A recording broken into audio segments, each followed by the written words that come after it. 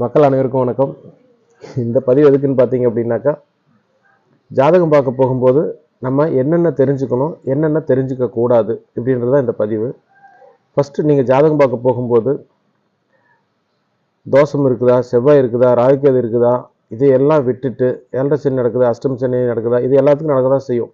அதெல்லாம் விட்டுட்டு ஃபஸ்ட்டு நம்ம ஜாதகம் பார்க்கும்போது நம்ம என்ன தெரிஞ்சுக்கணும், நமக்கு என்ன தொழில் செய்தால் சம்பாதிக்கலாம், எந்த திசையில் வீடு கட்டினா நல்லாயிருக்கும், எந்த படிப்பு படிக்க வைக்கலாம், படித்த ஃபீல்டில் வேலைக்கு போகனா போக மாட்டானா, ஹெல்த்தில் என்னென்ன இஷ்யூஸ் எல்லாம் வரும், நமக்கு பலம் என்ன, நமக்கு சொந்த பந்தம் ஒத்து போகுமா, அப்பா அம்மாவோட உறவுமுறையை ஒத்து போகுமா, அன்னதம்பிக்குள்ள அண்டர்ஸ்டாண்டிங் இருக்குமா, பங்காளிகள் ஒத்து போவாங்களா, சுற்றம் சூழல் நல்லா இருக்குமா, பூர்வீக சொத்தில் இருந்தால் நல்லா இருக்குமா, இல்லை வெளியில் போனால் நல்லா இருப்போமா, என்ன தொழில் பண்ணலாம், யார் பேரில் பண்ணலாம், நமக்கு அந்த டேக்ஸ் கட் ஆப்ஷன் இருக்குதா, சரி அப்படியே தொழில் பண்ணுறப்ப என்னென்ன தொழில் பண்ணலாம், நம்ம இப்போ மேனுஃபேக்சரிங் பண்ண போகிறோமோ அல்லது மார்க்கெட்டிங் பண்ண போகிறோமோ, ஏதாவது ஒவ்வொருத்தருக்கும் ஒவ்வொரு துறை வரப்போகுது இல்லையா, அந்த துறை அது என்னென்ன துறையிலலாம் நமக்கு எலிஜிபிள் இருக்குது அப்படின்றதெல்லாம் தெரிஞ்சுட்டு நீங்கள் டெவலப் ஆகிறதுக்கு அந்த ஜாதகத்தை யூஸ் பண்ணுங்கள்.